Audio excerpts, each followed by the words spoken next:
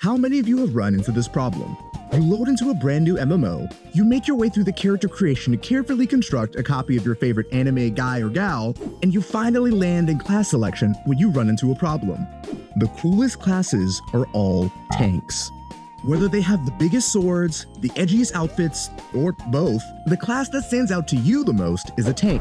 And all of a sudden you now have to think, do I want this extra responsibility? I mean, the tank typically has to take the lead in dungeon and boss runs, which means I need to know where to go. Or sometimes I even have extra responsibilities in a boss fight. If you've had any of these thoughts and more, you've at least experienced a fraction of what we would call tank anxiety, which has caused many people to hang up the old sword and board and choose something simpler, like a gun. However, I'm here today to teach you how to overcome tank anxiety so you can feel the freedom to play the classes that you actually want to play, or if you've been curious about playing a tank, teach you how to overcome tank anxiety so you can experiment and find out if you actually find the playstyle fun. To get into the nitty-gritty of it, first we have to get into the why you experience tank anxiety in the first place. Now, there's obviously so many reasons why you might be hesitant to pick up and play a tank class. Maybe you've tried it before and got flamed by a party member for messing something up. Or maybe you're just so nervous you don't even want to try in case you do mess up. I mean, the party is counting on you, right? In either scenario, I think we could all agree that the foundation for this kind of tank anxiety is rooted in what we would call a fear of failure. And there are a couple of practical ways we can address this. For starters, it sounds obvious, but the first step would be to do what you can to learn how to properly play your tank class of choice. Now, I'm not saying you need to learn every optimized rotation or the motion value of each of your skills. What I mean is literally just learn what each skill does and what they're meant for, especially the skills that are supposed to be used to mitigate how much damage you take. This way, you don't have to spend as much time thinking about what buttons to press and can just focus on what the boss is doing instead. In most MMOs, the casual dungeons are really just designed for people who know the very basics, how to deal damage and how to mitigate damage. Once you got that down, the next step would be what I would call exposure therapy, as in applying what you've learned in a real setting.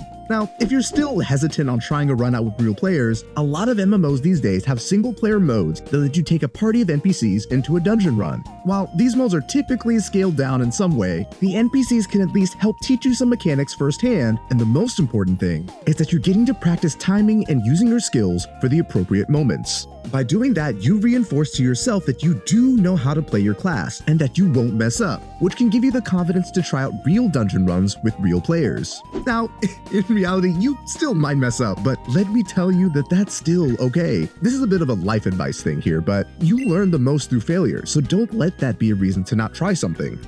Within reason, don't take this as a sign to quit your job and be a professional backpacker.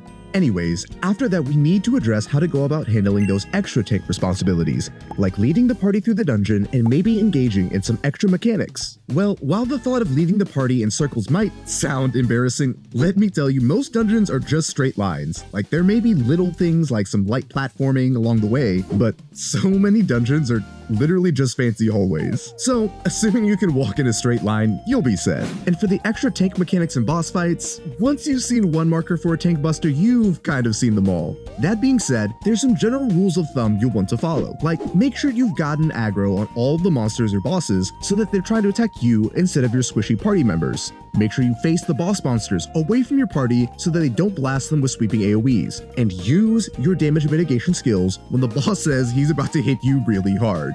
Putting these tips to practice may take a little getting used to at first, but again, dealing with tank anxiety is a big mind game, and it's better to focus your thoughts on positive things you can do instead of worrying about being perfect. Beyond that, if you're nervous about any dungeon-specific mechanics, I'd recommend you just look them up, as that way you don't have to worry about anything unknown happening. Also, word of advice, some people may take it differently, but I had pretty good success letting my party members know if it's my first time running a particular dungeon as a tank. That little bit of communication just helps set the stage for a more positive experience overall. With that out of the way, what about that third worry? Getting flamed by party members. So, the tricky thing with that is despite your best efforts, people will be people, so they very well may still flame regardless of if you're doing well or not. However, we at least have a couple of different options to address that. One of them is to save some absolutely heinous stuff so that you can copy and paste it back at them. Nah, I'm just kidding. The real first option would be getting involved in a guild or a guild equivalent to whatever game you're playing. This can hopefully help you meet some more chill people that would be willing to help you learn the ropes of tanking in more scenarios. And I'm sure people would be happy for you to learn too. I mean, everybody knows that we need more tanks in this world.